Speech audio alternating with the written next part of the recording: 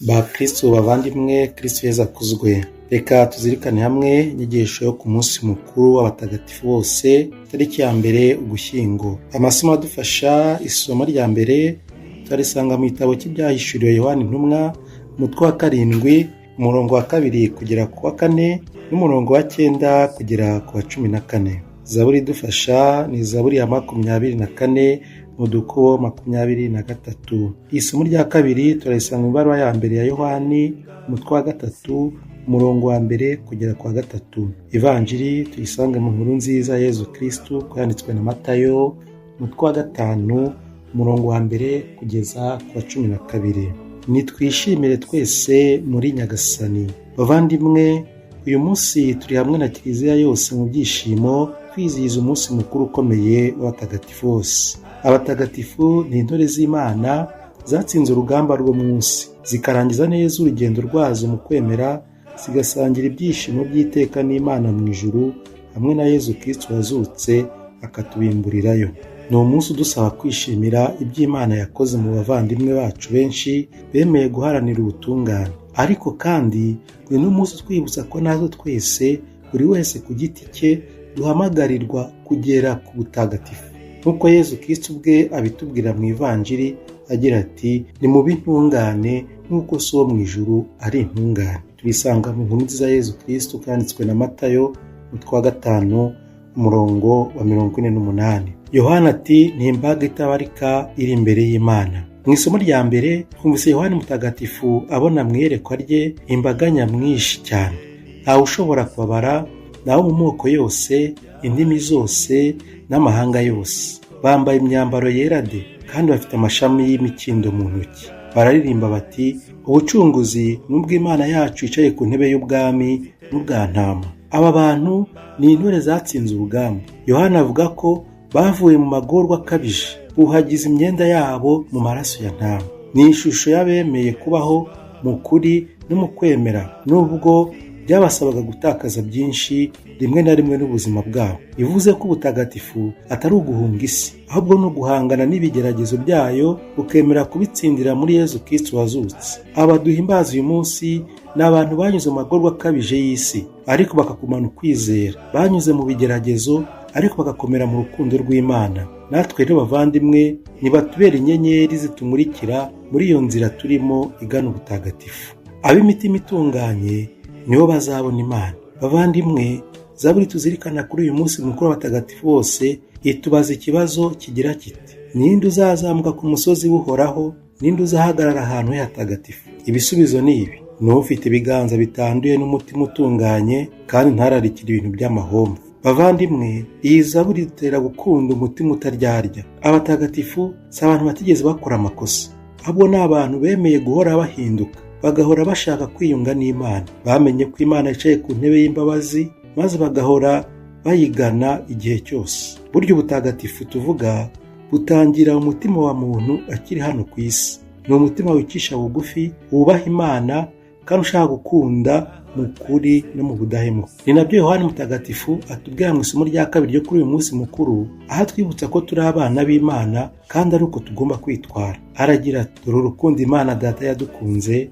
kugeza aho twitwa abana b'Imana, kandi turi bo koko. Iri jambo ni inkuru nziza iduha kugira icyizere gikomeye. Kuba abana b'Imana bituma tudatinya na rimwe urugendo rugana ku butagatifu. Ubutagatifu rero si ikintu cy'abihaye Imana gusa, si icy'abapadiri cyangwa abiyeguriye Imana gusa. Ni umuhamagaro wa buri muntu wese uri muri iyi si, ntabwo ari umwihariko wa bamwe. Ari umubyeyi, umunyeshuri, umukozi, umuturage usanzwe, umushumba, twese duhamagarirwa kuba abana b'Imana mu byo dukora byose. Kuba umwana w'Imana ni ukwemera Data uri mu ijuru ko ari hafi yacu, ko aduhumuriza, ko adusaba gukunda ndetse no gukundana. Ingingo nterahirwe turazisanga muri Ivanjiri ku mutwe wa 5, umurongo wa 1 kugeza ku wa 12. Muri Ivanjiri Yezu atwereka inzira y'ubutagatifu nyakuri muri izi ngingo cyangwa muri aya mahame nterahirwe nk'uko dukunze kubivuga. Hahirwa abakene ku mutima, ko ingoma y'ijuru ari iyabo. Hahirwa abarira, kuko bazahozwa. Hahirwa abafite umutima utunganye, kuko bazabona Imana. Hahirwa abatera amahoro, kuko bazitwa abana b'Imana. Hahirwa abatotezwa bazira ubutungane, kuko ingororano yabo izaba nyinshi mu ijuru. Bavandimwe, aha Yezu Kristu araduhishurira ko ubutagatifu atari by'abafite amahirwe menshi mu buzima busanzwe bwa hano ku isi, ahubwo ni iby'abemera kwakira inzira y'ukuri, inzira y'urukundo n'umusaraba muri ubu buzima. Ni bamwe bemera kurizwa n'abihaye kuriza abandi, ariko bizeye muri Nyagasani ko ibyo bizahinduka, maze muri Nyagasani bagatwenga. Ubutagatifu ni ubwa bamwe bemera gusonza, kuko hari abamize utwabo bakamira inshuti n'inshuro, ariko bafite amizero ko muri Nyagasani bizahinduka ukundi. Ubutagatifu ni ubwa bamwe bemera gukena ku buryo bwose, kuko hari ababakenesheje ariko ntibatatire uwabahanze, bakamukomeraho kuko muri we bizeye ibyiza birenze ibyo bambuwe. Bavandimwe, abatagatifu bose tuvuga bamunyuze muri iyi nzira Yezu Kristo atubwira. Ntawigeze aba umutagatifu ku buryo bw'amahoro gusa, bose banyuze mu bigeragezo, mu kubabara, mu kwihangana, ariko bemera kubikora mu rukundo rwa Yezu Kristo. Ubutumwa nyamukuru duhabwa uyu munsi bukubiye mu bintu nka bitatu dusabwa. Icya mbere, kumenya ko ubutagatifu ari impano n'inzira. Ni impano kuko Imana yaduhaye ubutagatifu muri batisimu twahawe, ariko ni n'inzira ko dusabwa kuwuharanira buri munsi mu buzima bwacu, mu mirimo dukora, mu mibanire yacu n'abandi, mu rugo, mu ngendo, aho turi hose. Icya kabiri, tugomba kumenya ubutagatifu si ukugira ubuzima butagira amakosa, ahubwo ni ukwemera guhora duhaguruka. Twaba twaguye tugahaguruka, tugasaba imbabazi, tukongera gutangira bundi bushya dusingira Yezu Kristu kugeza igihe tuzamusangira. Burya abatagatifu bose babaye abantu nkatwe, bagiraga intege nke, ariko bemera kuyoborwa n'ubuntu bw'Imana, baba baguye bakeguka vuba. Icya gatatu, ubutagatifu ni urugendo rwo gukunda. Iyo ukunda Imana n'abantu mu kuri, uba utangiye kuba umutagatifu. Iyo uharanira amahoro mu rugo rwawe, uharanira gukemura ibibazo mu rukundo, uharanira ukuri aho abandi bavuga ibinyoma, icyo gihe uri mu nzira y'ubutagatifu. Bavandimwe, nk'uko twabibonye haruguru, kuri uyu munsi twizihiza abatagatifu bose, abazwi ndetse n'abatamenyekanye, ariko hari abandi benshi bazaba abatagatifu b'ejo hazaza, ndetse natwe ubwacu, niba twemeye gukurikira inzira ya Yezu Kristo, niba twemeye gukurikira no gukurikiza inzira ya Yezu Kristo.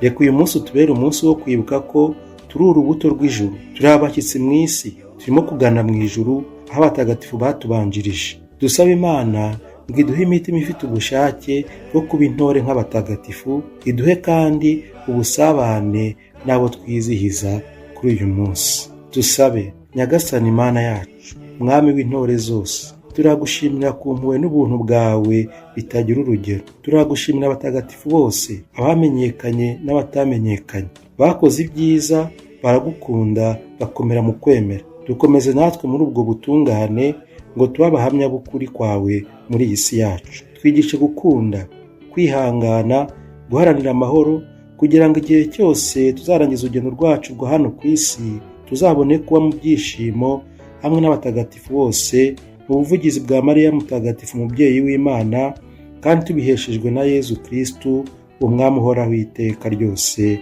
Amen. Abatagatifu bose b'Imana, mudusabire.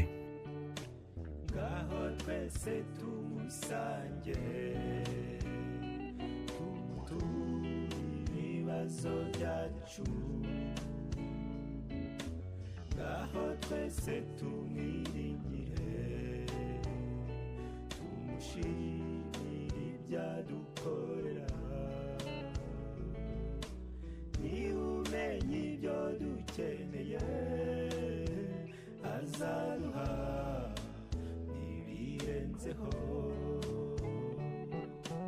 Niba umenya ibyo dukeneye, azaduha n'ibirenzeho.